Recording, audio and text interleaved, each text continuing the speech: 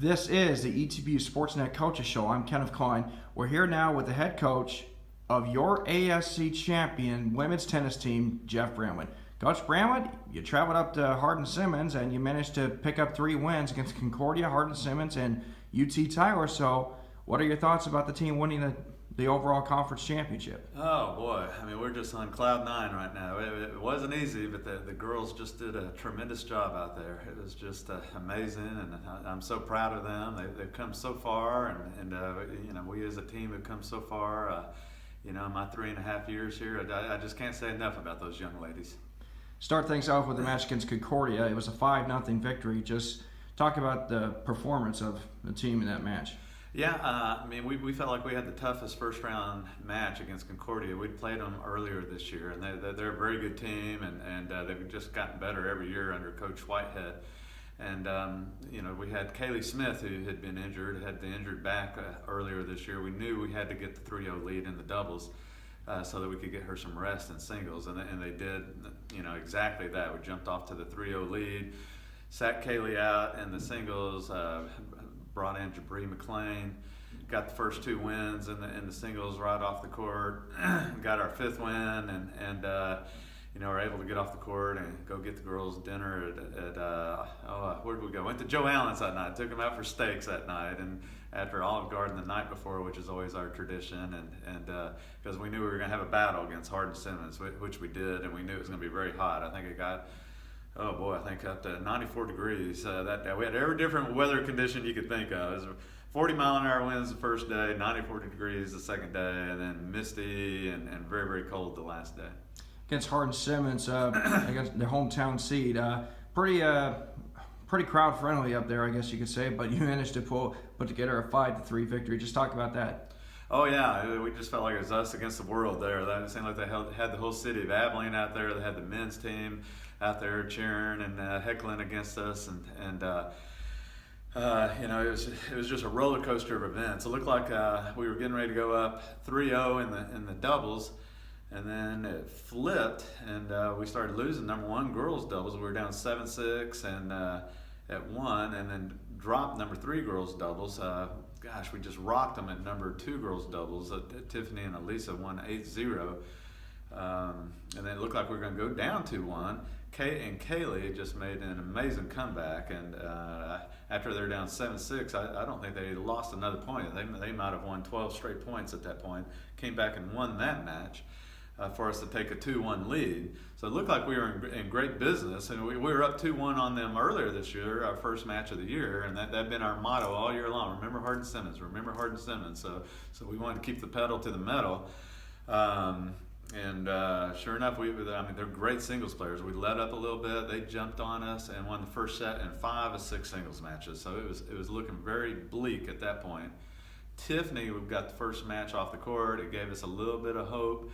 And then Lisa came back and won a set, and then Kaylee, even though we almost had to carry her off the court after her match, her back was in such bad shape. She's got a couple, we're afraid she may have a couple of disc problems.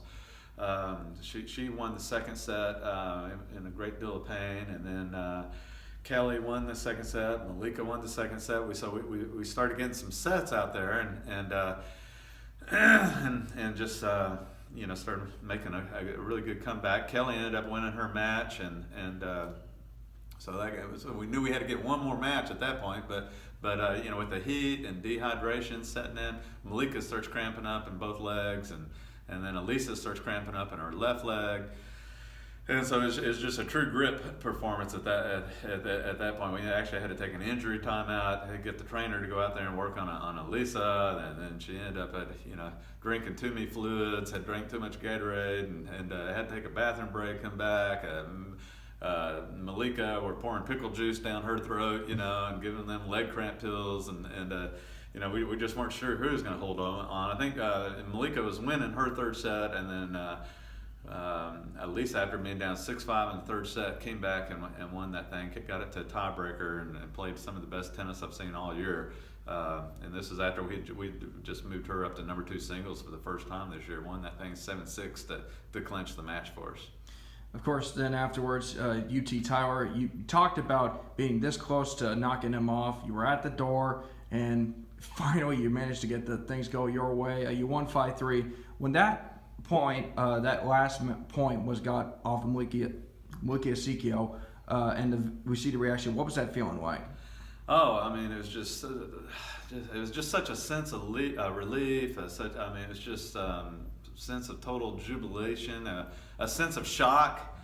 That everybody looked at me. I think they were expecting me just to go crazy, but they looked at me and I was just kind of stunned at first. I didn't know how to react because I've never been in that situation. Everybody ran out to Malika's court, and I was trying to at the same time keep it professional. I was trying to keep in mind that there are other players, their coaches at the same time, so I went and shook hands with Coach Van, and then started the celebration. Big thing is I wanted to go out and hug Malika and all the girls that just laid it on the line for us out there. But it was just a sense of just total relief and just total happiness, I guess, and just so happy for the girls out there. I don't know if I can put it in words. I don't know if I can put it in words. I mean, it brought me to tears. I had tears in my eyes, and that's how happy I was. And the girls were all crying. It was awesome.